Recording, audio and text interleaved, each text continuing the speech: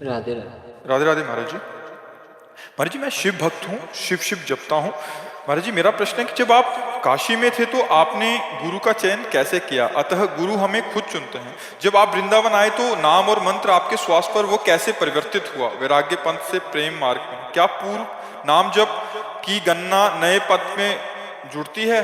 इसे नई साधना मानेंगे या पूर्व की ही? कैसे बताएं? बतावे तो पूरा इतिहास है बचपन से लेके अभी तक का।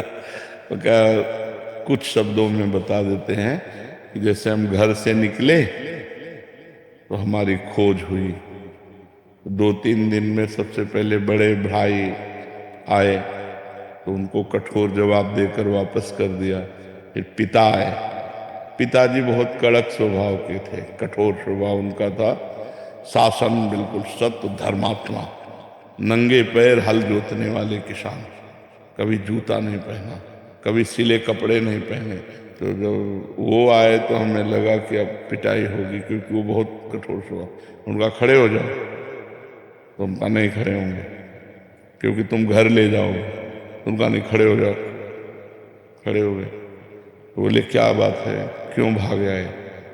तो हम कहा हम भगवान का भजन करके भगवान को प्राप्त करना चाहते हैं। उनका ऐसे भगवान की प्राप्ति होती है? मारे मारे घूमने से भगवान की प्राप्ति होती है? भगवान की प्राप्ति तो साधना से होती है, और वो गृहस्थी में भी हो सकती है। हम लोग भजन नहीं कर रहे क्या? तो हम कहा हमें ऐसा भजन नहीं करना, हमें विरक्त होकर भजन करना है। तो उनका सच्ची बात। तो हम रो पड़े। एक तो भय उनका, और दूसरा कि हमें घर न ले जाएं, हमें भगवान की प्राप्ति करनी है। पूर्व जन्म का कुछ ऐसा था कि जो हमें भगवान की प्राप्ति करने का चस्का लगा। कोई हम दुख या किसी समस्या से थोड़ी निकले। 13 वर्ष के बालक को क्या दुख? 9th क्लास में पढ़ रहे थे। तो पिताजी ने ऐसे गले लगाया, राम राम राम। वो स्वयं भक्त थे। ऐसे गले लगाया, 3 बार कहा राम राम राम, और कहा बेटा ऊसर में बैठोगे तो फूल बरसेंगे, जाओ हमारा आशीर्वाद है। लेकिन जिंदगी में अगर हमने ये सुना कि किसी माई बहन की तरफ तुम्हारी गंदी दृष्टि हुई, नहीं, गृहस्थी में चलो और भजन करो। और अगर बाबा जी बनो तो जीवन में कभी ये शिकायत हमें न मिले। तो हमका वादा करते हैं कभी शिकायत नहीं मिलेगी।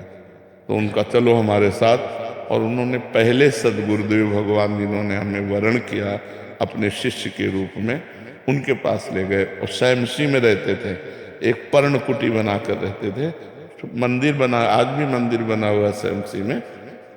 गुरुजी से कहा, ढूंढ का देखा, बोले कैसे आना हुआ? बोले स्वामी जी ये लड़का कह रहा है हम बाबा जी बनेंगे। तो उनका कोई बात नहीं, एक छोड़ दो, 1 हफ्ते में भाग के घर आ जाएगा या तो बाबा जी बन जाएगा। 1 हफ्ते भोजन न देना और आश्रम के सब काम करवाना और कठोर नियम, और दूसरे को पेड़ा बर्फी बांट रहे हैं, हम देख रहे हैं तो हमें न देना। लेकिन हमारे मन में आया कि हमको भगवान की प्राप्ति करनी है, हमको गुरुजी दे या न दे। 1 हफ्ता बाद उन्होंने कहा जाओ गंगा स्नान करके आओ, आज तुम्हें मंत्र देंगे। फिर उन्होंने हमको शिव मंत्र दिया। उसी शिव मंत्र के जप के और गुरुजी ने केवल हमको यही बताया कि बेटा जितना जपोगे उतना ही तुम्हारे अंदर ज्ञान प्राप्त होगा। बस हमारे को गुरुजी की वो बात बैठ गई कि मेरा काम है हर समय इसी मंत्र का जप करना। तो जब हम अपवित्र होते तो शाम में सदाशिव जपते, और जब पवित्र होते तो गुरुजी ने जो मंत्र दिया था शिव भगवान का, वो मंत्र जपते। 2 साल में गुरुजी पधार गए, फिर अनाथ हो गए।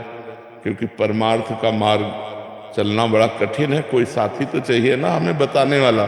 अभी 13 और 2 15 की आयु हुई तो एक संत आते थे सुखदेवाश्रम जी महाराज। उनसे हमने कहा महाराज जी हमारी जवानी और की तरफ कदम बढ़ रहे हैं और हमें हमारे गुरु जी अंतर ध्यान हो गए, हम चाहते हैं आप कृपा करें और मुझे आगे का मार्ग दो।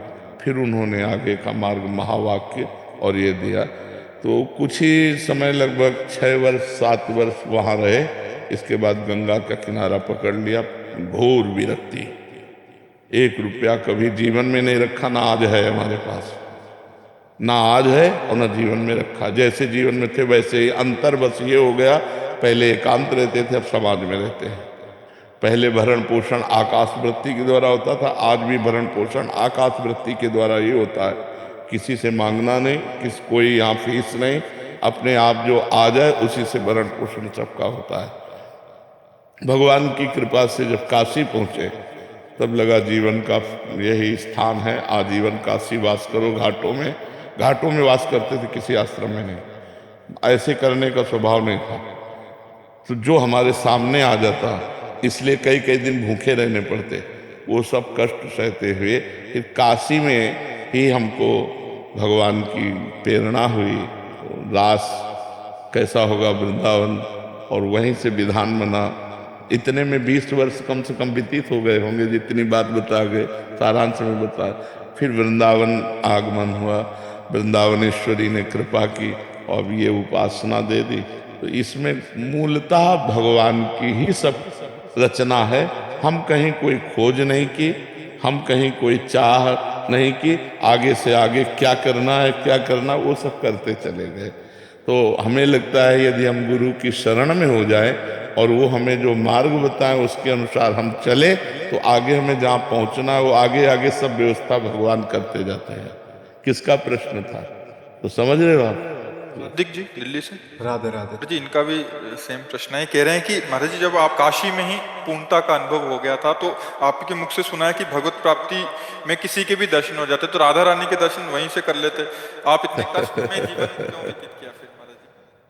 नहीं, राधा रानी के दर्शन की इच्छा ही नहीं थी काशी में, नहीं थी।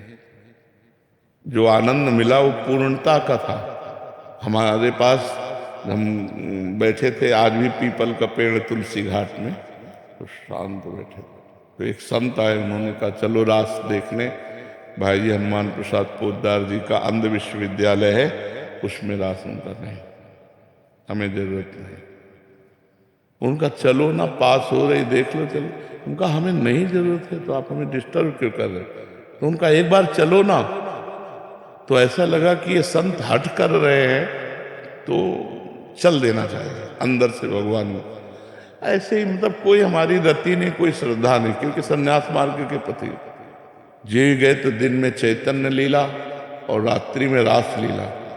1-2 दिन देखा तो बस ऐसा लगने लगा कि हमारी मांग यही है। 1 महीना देखा तो लगा अब हम जी नहीं पाएंगे।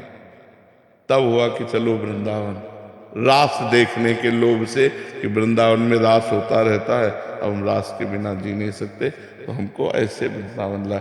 हमें ये नहीं था कि मुझे राधा रानी के दर्शन करने हैं या मुझे राधा रानी की उपासना करनी है, ऐसा बिल्कुल नहीं था। हमारा तो बस भगवान शिव में अनन्यता थी और वही। आपको शिव जी के दर्शन तो वहीं पे हो गए थे, तो जैसे आपने सत्संग में बताया था, तो आपने बताया था कि जब एक बार दर्शन किसी भगवान के हो जाए तो हम चाहेंगे तो किसी भी रूप का चाह सकते हैं। हाँ। तो जब आप तो हम चाह कैसे? चाह तो वृंदावन ने प्रकट की, वही तो आपको बताना चाहते हैं। प्रियाजू के मिलन की चाह तो वृंदावन ने प्रकट की, प्रियाजू के लालजू की लीला की चाह तो वृंदावन ने प्रकट की। ये मेरी चाह नहीं थी, ये तो वृंदावन की चाह थी। वृंदावन की चाह विश्वनाथ जी ने प्रकट की, चलो वृंदावन। वृंदावन आए, अब वृंदावन का जब रंग चढ़ा तब ये बात आई। उसमें ऐसा नहीं होता। अच्छा महाराज जी आ गए आप, नहीं तो हम सब तो भगवान का